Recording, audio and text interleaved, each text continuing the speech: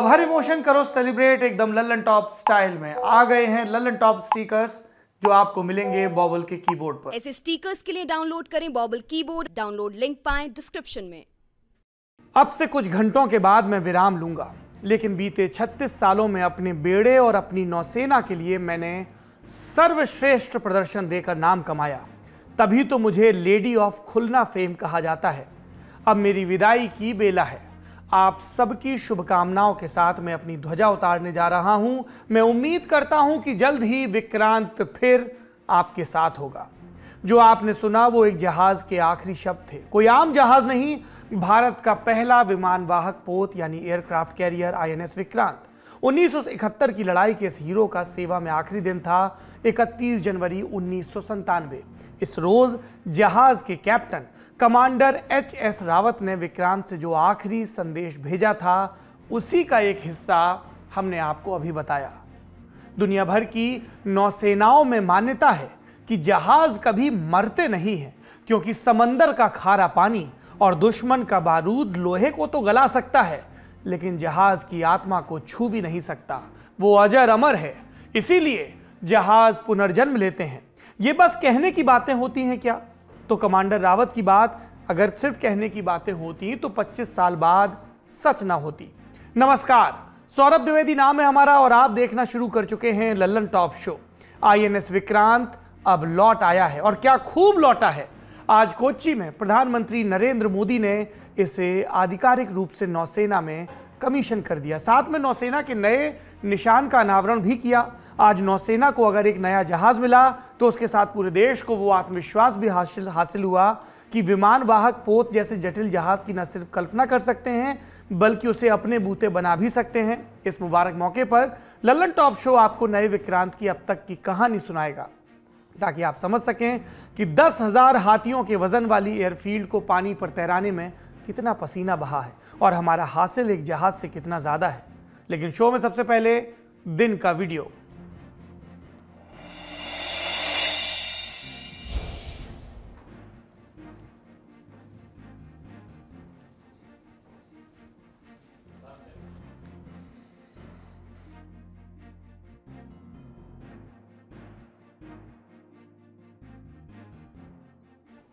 अस्पताल के ICU ward में आपने डांस करते हुए जिन दो महिलाओं को देखा, इनमें नीले कपड़ों वाली बुजुर्ग महिला को क्या आप पहचानते हैं?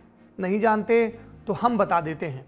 इन बुजुर्ग महिला का नाम कमला पुजारी है। वही कमला पुजारी जिन्हें साल 2019 में राष्ट्रपति रामनाथ कोविंद ने पद्मश्री पुरस्कार से सम्मानित किया था। कमला पुजारी को जैविक खेती को बढ़ावा देने और धान समेत कई फसलों के स्वदेशी बीजों की 100 से अधिक किस्मों को संरक्षित करने के लिए पद्मश्री मिला था। कमला पुजारी का अस्पताल में डांस करते ये वीडियो काफी विवादों में है। दरअसल तबीयत खराब होने की वजह से कमला पुजारी को कटक के एक अस्पताल में भर्ती कराया गया था और अब आरोप ये लग रहे हैं कि 29 अगस्त को अस्पताल से छुट्टी मिलने से ठीक पहले कमला पुजारी को डांस करने के लिए मजबूर किया गया। इस मामले में कमला का कहना है कि मैं कभी भी ऐसा करना नहीं चाहती थी, लेकिन मुझे विवश किया गया था। मैं बार बार मना करती रही, लेकिन मेरी एक भी बात नहीं सुनी गई। मेरी तबीयत खराब थी, मैं काफ़ी थकी हुई थी, लेकिन वह बार बार डांस करने की जिद करने लगी। अब कमला पुजारी ने जिन महिला पर डांस करने के लिए जिद करने का आरोप लगाया है उनका नाम जानिए, ममता बेहरा। सोशल वर्कर ममता बेहरा का इस मामले पर कहना है कि उनका कोई गलत इरादा नहीं था। उन्होंने बुरे इरादे से डांस करने को नहीं कहा था। वो सिर्फ कमला पुजारी की थकान और आलस को दूर करने के लिए डांस करने को कह रही थी। कमला पुजारी का जन्म ओडिशा के कोरापुट जिले के एक आदिवासी बहुल गाँव में हुआ था। अस्पताल में डांस वाला वीडियो और उनका बयान सामने आने के बाद ओडिशा का परजा आदिवासी समुदाय नाराज है।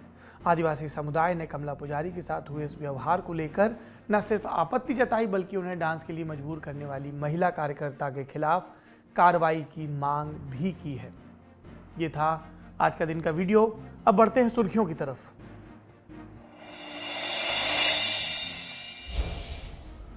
पहली सुर्खी आई तेलंगाना के कामारेड्डी से।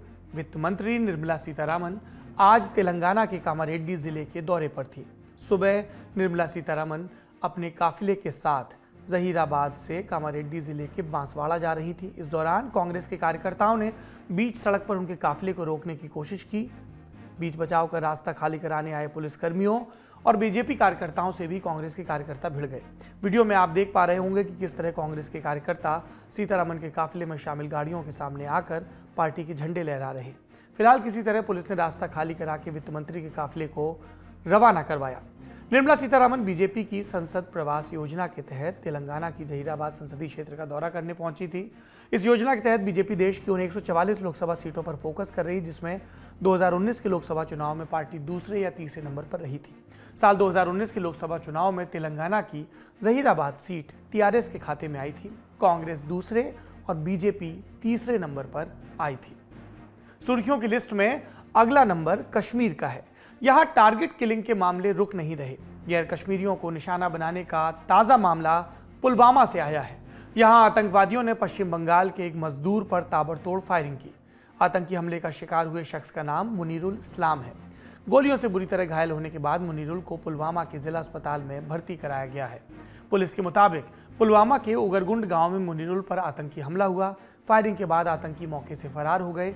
उनकी तलाश के लिए सुरक्षा बल पूरे इलाके में सर्च ऑपरेशन चला रहे हैं। कश्मीर में आतंकवादी लगातार बाहरी मजदूरों को निशाना बना रहे हैं। पंजाब, बिहार और बंगाल के मजदूरों को आतंकियों ने पहले भी कई बार निशाना बनाया। पिछले 10 महीने में आतंकियों ने बिहार के 7 लोगों की गोली मारकर हत्या की। अगली सुर्खी मध्य प्रदेश से। सोते हुए चौकीदारों की हत्या करने वाला सीरियल किलर भोपाल से गिरफ्तार हो गया है। मध्य प्रदेश में एक के बाद एक चौकीदारों की हत्या का सिलसिला 6 दिन पहले शुरू हुआ।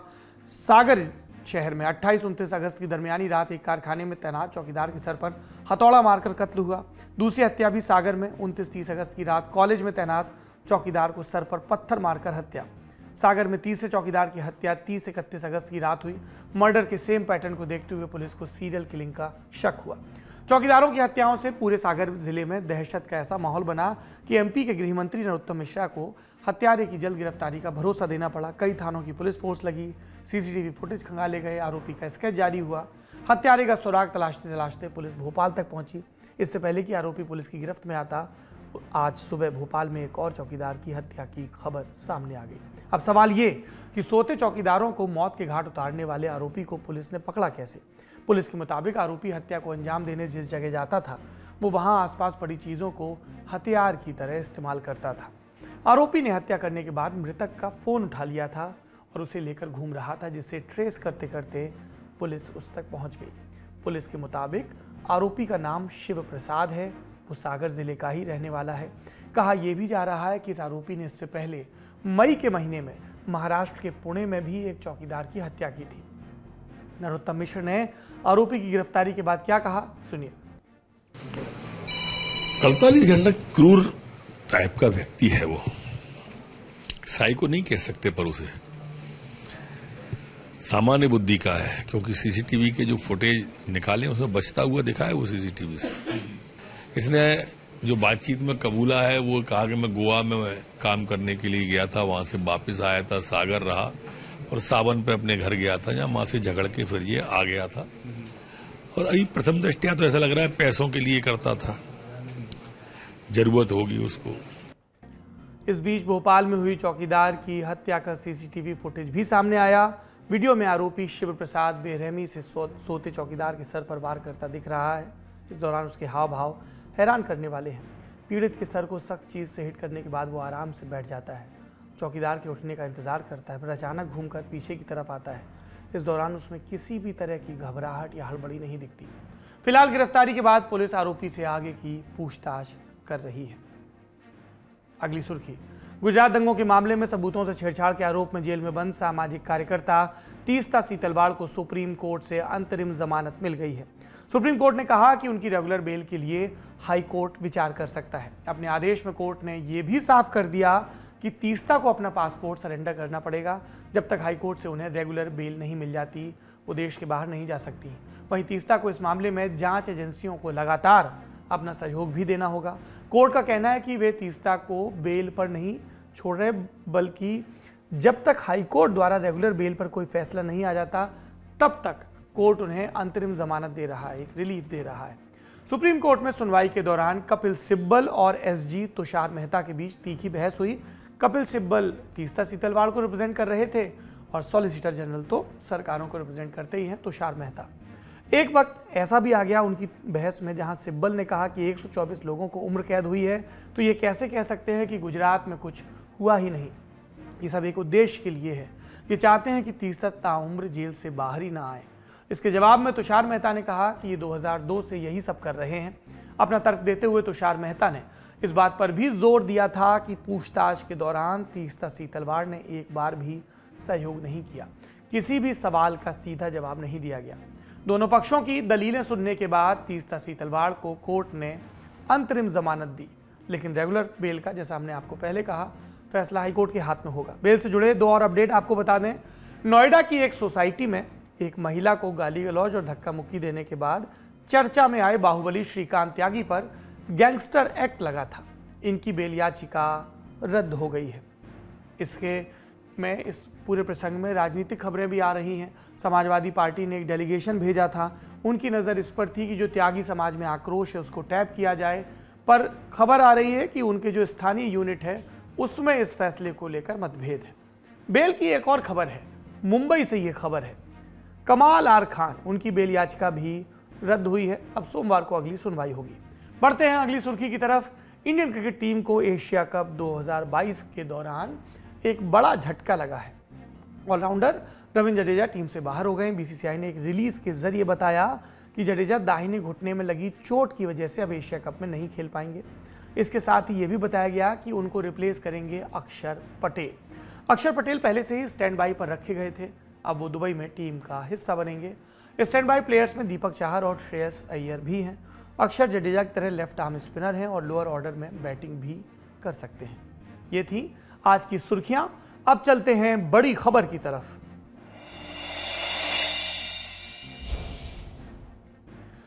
भूगोल की किताब में आपने एक शब्द पढ़ा होगा, लैंडलॉक्ड। ऐसे देश जो चारों तरफ से किसी दूसरे देश की जमीन से घिरे हैं। मिसाल के लिए नेपाल या अफगानिस्तान। व्यापार और यातायात के लिए पूरी तरह से पड़ोसी देशों पर निर्भर। इसलिए जिन देशों को समुद्री सीमा की एक छोटी सी पट्टी भी मिल जाती है वो उसे अपना सबसे बड़ा एसेट मानते हैं। भारत की किस्मत इस मामले में दमदार है। हमारे भूगोल ने हमें 3 दिशाओं में समुद्री सीमाएं दी। सिंधु घाटी सभ्यता के जमाने से भारत दुनिया भर के साथ समंदर के रास्ते व्यापार करता रहा, आज भी करता है। हिंद महासागर को तो लंबे वक्त तक हमारा बैकयार्ड ही कह दिया जाता था, यानी अनंत तक पसरे समुद्र में हमारी ठसक सभी मानते थे। अब इतना तो आप समझते ही हैं कि ठसक उसी की मानी जाती है जिसके पास ताकत हो, और समंदर पर ताकत के इजहार के लिए जरूरी है नौसेना। आधुनिक नौसेनाएं सिर्फ समंदर की सतह पर तैनात नहीं रहती, वो समंदर के भीतर भी पहरा देती हैं और समंदर के ऊपर पसरे आसमान में भी। आसमान में पहरा देने के लिए चाहिए लड़ाकू विमान, तो आपने विमान ले लिए, लेकिन एक समस्या अब भी बरकरार रहेगी। समंदर के ठीक किनारे से उड़ान भरने के बाद भी लड़ाकू विमान एक सीमित दूरी तक ही पहरा दे पाएंगे। अब अगर दुश्मन इस सीमित दूरी के बाहर हो तो क्या किया जा सकता है? जवाब है एक तैरती हुई एयरफील्ड। इसी तैरती हुई एयरफील्ड को कहा जाता है विमान वाहक पोत या एयरक्राफ्ट कैरियर। दुनिया में आपका दुश्मन कहीं भी जाकर छिप जाए, एयरक्राफ्ट कैरियर की पहुंच से बाहर नहीं होगा। इसीलिए अपने बैकयार्ड की रखवाली के लिए भारत ने 6 दशक पहले ही नौसेना में एयरक्राफ्ट कैरियर्स को शामिल कर लिया था। हमारा पहला एयरक्राफ्ट कैरियर था INS विक्रांत। भारत ने इसे ब्रिटेन से खरीदा था और 1961 में विजय लक्ष्मी पंडित ने इसे कमीशन किया था। 10 साल बाद पाकिस्तान ने भारत पर हमला किया। 1971 के इस युद्ध में INS विक्रांत और उसके हवाई बेड़े ने पूर्वी पाकिस्तान की बाड़ेबंदी कर दी थी। इसके चलते पश्चिमी पाकिस्तान की फौज समंदर के रास्ते कभी पूर्वी पाकिस्तान नहीं पहुंच पाई। उल्टा विक्रांत से उड़ान भरने वाले सी हैरियर और अलीजे लड़ाकू विमानों ने पूर्वी पाकिस्तान में घुस कर पाकिस्तानी फौज के ठिकानों पर बम गिराए। इनमें खुलना भी शामिल था। याद कीजिए कमांडर रावत का वो आखिरी संदेश जिसके बारे में हमने आपको शुरुआत में बताया था। विक्रांत और उसके क्रू के शानदार प्रदर्शन के चलते ही उसे लेडी ऑफ खुलना फेम कहा गया। आप पूछेंगे विक्रांत तो पुरुष का नाम है, तो लेडी क्यों? तो इसका जवाब यह है कि दुनिया भर की नौसेनाएं जहाजियों की पुरानी परंपराओं और मान्यताओं में आस्था रखती हैं, और मान्यता यह है कि जहाज का नाम चाहे जो हो, उसका लिंग यानी जेंडर हमेशा स्त्रीलिंग होता है। इसे जहाजी लकी मानते हैं और विक्रांत जैसे विशाल जहाज़ों को मदरशिप भी इसीलिए कहा जाता है। हमने आपको बताया आईएनएस विक्रांत 1997 में डीकमीशन हो गया था। तब हमारे पास एक दूसरा एयरक्राफ्ट कैरियर था आईएनएस विराट, जिसे हमने 1987 में ब्रिटेन से खरीदा था। विराट को खरीदते हुए भारत ने उसमें बहुत से सुधार करवाए थे, लेकिन विराट पहले ही 26 साल ब्रिटेन की नौसेना में तैनात रह चुका था। इसलिए भारत को जल्द एक नए और उन्नत एयरक्राफ्ट कैरियर की जरूरत थी। अंदर खाने रूस से एक एयरक्राफ्ट कैरियर खरीदने पर विचार शुरू हो गया था, लेकिन हम एक बड़े सवाल का जवाब भी खोज रहे थे कि आखिर हम कब तक विदेश से आयात के भरोसे रहेंगे। समस्या दो स्तर पर थी। पहली तो ये कि पैसा देकर जहाज भले खरीदे जा सकते हों, लेकिन तकनीकी नहीं। एक बार कोई विदेशी हथियार या सिस्टम ले लीजिए, आम मेंटेनेंस लेकर अपग्रेड तक के लिए किसी दूसरे देश की तरफ देखना पड़ेगा। फिर दूसरी समस्या भी थी संसाधनों की। एयरक्राफ्ट कैरियर दुनिया में सबसे जटिल हथियार माना जाता है, इसलिए इसकी कीमत भी सबसे ज्यादा होती है और भारत जैसे विकासशील देश के पास इतने पैसे थे नहीं कि हम जब चाहें इन जहाजों को खरीदते रहें। समाधान का एक ही तरीका था, भारत को अपने बूते एक विमान वाहक पोत बनाना था। और तब जून 1999 में उस समय के रक्षा मंत्री जॉर्ज फर्नांडिस के दफ्तर ने एक पुरानी फाइल को झाड़ फूंक कर निकाला। दरअसल 1989 से ही एक स्वदेशी एयरक्राफ्ट कैरियर बनाने की बात चल रही थी। डिजाइन का काम शुरू भी हो गया था, लेकिन 1991 आते आते देश की माली हालत खराब हो गई थी, इतनी कि सरकार ने नौसेना से एक छोटे जहाज का डिजाइन बनाने को कह दिया था। लेकिन राजनीतिक अस्थिरता और खराब माली हालत के चलते बात टलती ही रही। इसलिए जब अटल बिहारी वाजपेयी की एनडीए सरकार ने एक एयरक्राफ्ट कैरियर बनाने के लिए कैबिनेट मंजूरी दी, तो वो फैसला ऐतिहासिक था। इसे नाम दिया गया प्रोजेक्ट 71 और जहाज का नाम रखा गया air defence ship ADS. ADS को आप एयरक्राफ्ट कैरियर का छोटा भाई कह सकते हैं। आज जो आईएनएस विक्रांत आपको नजर आ रहा है, उसे करीब 1/3 छोटे जहाज की कल्पना थी और इस कल्पना को साकार करने का काम दिया गया केरल के कोच्चि में स्थित कोचीन शिपयार्ड लिमिटेड यानी सीएसएल को। सीएसएल ने सैकड़ों जहाज बनाए थे, लेकिन एडीएस जैसा नहीं। आप पूछेंगे कि भैया ये तो होता ही है, कोई भी नया काम शुरू करो तो वो बड़ा ही लगता है, लेकिन ये काम कितना बड़ा है, एक उदाहरण से समझते हैं इस बात को। हो सकता है कि आप में से कुछ लोगों ने वायुसेना स्टेशन देखे हों, ना देखे हों तो हम बता देते हैं कि वो कैसे होते हैं। सबसे जरूरी होता है एक रनवे, जहां से विमान उड़ान भरते हैं, फिर लैंड करते हैं। इसके बाद चाहिए एक कंट्रोल टावर, जहां से फाइटर जेट्स को नियंत्रित किया जा सके।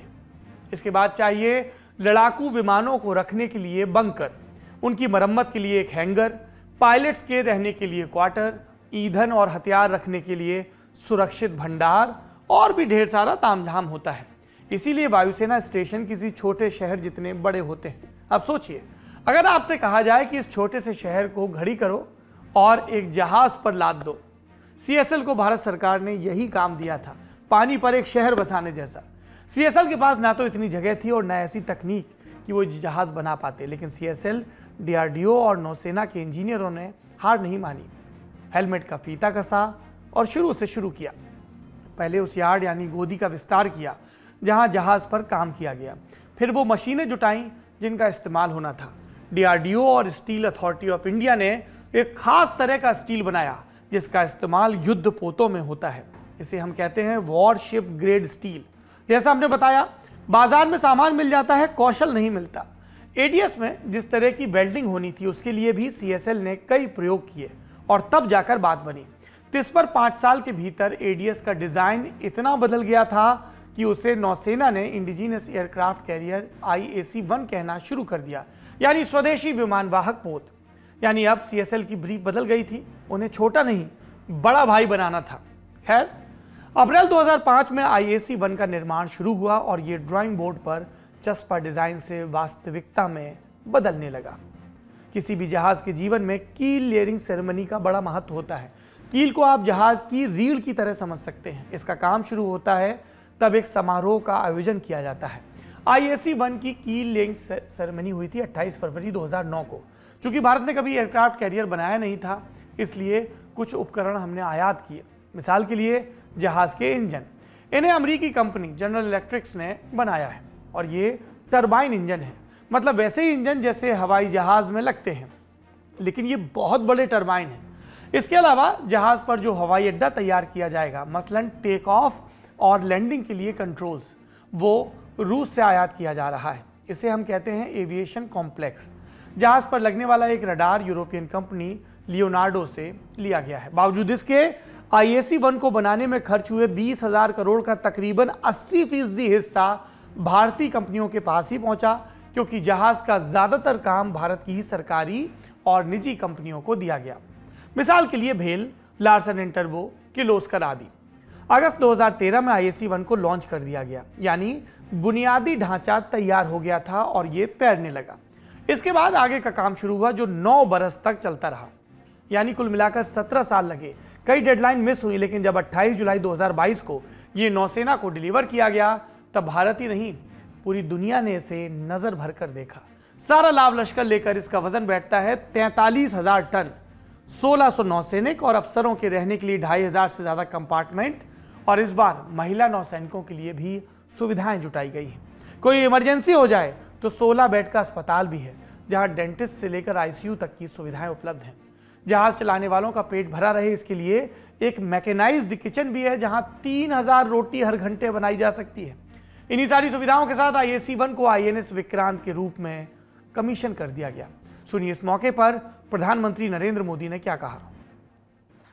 आज भारत विश्व के उन देशों में शामिल हो गया है जो स्वदेशी तकनीक से इतने विशाल एयरक्राफ्ट कैरियर का निर्माण करता है। आज INS विक्रांत ने देश को एक नए विश्वास से भर दिया है। देश में एक नया भरोसा पैदा कर दिया है। आज विक्रांत को देखकर समंदर की ये लहरें आह्वान कर रही है, अमर्त्य वीर पुत्र हो, अमर्त्य वीर पुत्र हो, दृढ़ प्रतिज्ञ सोच लो, प्रशस्त पुण्य पंथ है, प्रशस्त पुण्य पंथ है, बढ़े चलो, बड़े चलो, बड़े चलो। हिंदी के महान साहित्यकार जयशंकर प्रसाद, उनका लिखा नाटक और उस नाटक की ये कविता। हिमाद्रि तुंग श्रृंग से प्रबुद्ध शुद्ध भारती, स्वयं प्रभा समुज्ज्वला स्वतंत्रता पुकारती, अमर्त्य वीर पुत्र हो, दृढ़ प्रतिज्ञ सोच लो। ये कविता आप खोजकर जरूर पढ़िएगा, बहुत खूबसूरत कविता है। बल्कि प्रसाद के लिखे नाटकों को भी पढ़िए।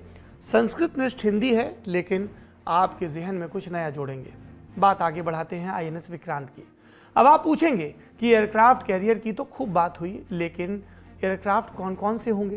तो जानिए कि विक्रांत पर 30 एयरक्राफ्ट तैनात किए जा सकते हैं, जिसमें MiG-29 के लड़ाकू विमान होंगे, अमेरिका से हाल में लिए गए MH-60R हेलीकॉप्टर होंगे, स्वदेशी हेलीकॉप्टर ध्रुव होगा और रूसी हेलीकॉप्टर कामोव-31 भी होगा। ये सब मिलकर हवाई हमला कर सकते हैं। दुश्मन के हवाई जहाज़ों का उड़ान भरते ही पता लगा सकते हैं। हवा से पानी की सतह के नीचे चल रही पनडुब्बी को भी निशाना बना सकते हैं। अब इतना सारा तामझाम एक ही जहाज पर तैनात होगा तो सिक्योरिटी का भी इंतजाम करना होगा। इसीलिए विक्रांत समंदर में कभी अकेला नहीं उतरेगा, उसके साथ दूसरे जहाज और पनडुब्बी भी चलेंगे। अगले साल के मध्य से विक्रांत से MiG-29 के उड़ान भरने लगेंगे। भारत विक्रांत के लिए FA-18 और रफाल मरीन लेने पर भी विचार कर रहा है। यह भी संभव है कि स्वदेशी विमान विक्रांत से उड़ान भरें, लेकिन इसमें अभी समय है। विक्रांत भारतीय नौसेना के विजन पर कैसे खरा उतरता है, वो नौसेना प्रमुख एडमिरल R हरि कुमार से सुनिए। आजादी के इस अमृत काल में भारतीय नौसेना का विजन एट 100 है एक फुल्ली आत्मनिर्भर नेवी बनना, जिसके अंतर्गत हमारी सभी ships, submarines, aircraft, unmanned vessels and systems completely made in India होंगे, ताकि हम एक कॉम्बैट रेडी, क्रेडिबल, कोहेसिव और फ्यूचर प्रूफ फोर्स बने रहें। इस मुबारक मौके पर भारतीय नौसेना के नए निशान यानी इंसिग्निया का भी अनावरण हुआ। सो आज हम सब ने इस नए निशान को विक्रांत पर लहराते देखा। इस नए चिन्ह के लिए प्रेरणा छत्रपति शिवाजी से ली गई, जिन्होंने अपनी नौसेना बनाई थी। कान्होजी आंगड़े मराठों के माने हुए नेवल कमांडर थे। आज प्रधानमंत्री ने इस विरासत का भी उल्लेख किया। दुनिया में जितने देश महाशक्ति कहलाए या बनाने का इरादा रखते हैं, उन्होंने हमेशा नौसेना को मजबूत करने पर ध्यान दिया। अमेरिका और चीन के उदाहरण हमारे सामने हैं। अब भारत भी इस तरफ अपने कदम बढ़ा रहा है। समस्या है संसाधनों की। भारत एयरक्राफ्ट कैरियर्स और पनडुब्बियों में से किसी एक को चुनने को मजबूर है। दिवंगत जनरल बिपिन रावत ने ये बात साफ भी की थी कि नौसेना को पनडुब्बियों पर ध्यान लगाना चाहिए। इस बहस का फिलहाल कोई अंत नजर नहीं आता, लेकिन आज का दिन बहस का नहीं है, आज का दिन उत्सव का है, आज का दिन विक्रांत का है, जिसका ध्येय वाक्य है जयेम सा युद्धि स्पृध, माने जो मुझसे लड़ते हैं मैं उन्हें जीत लेता हूं। इस मौके पर नौसेना और पूरे देश को बधाई। जय हिंद, शुभ रात्रि।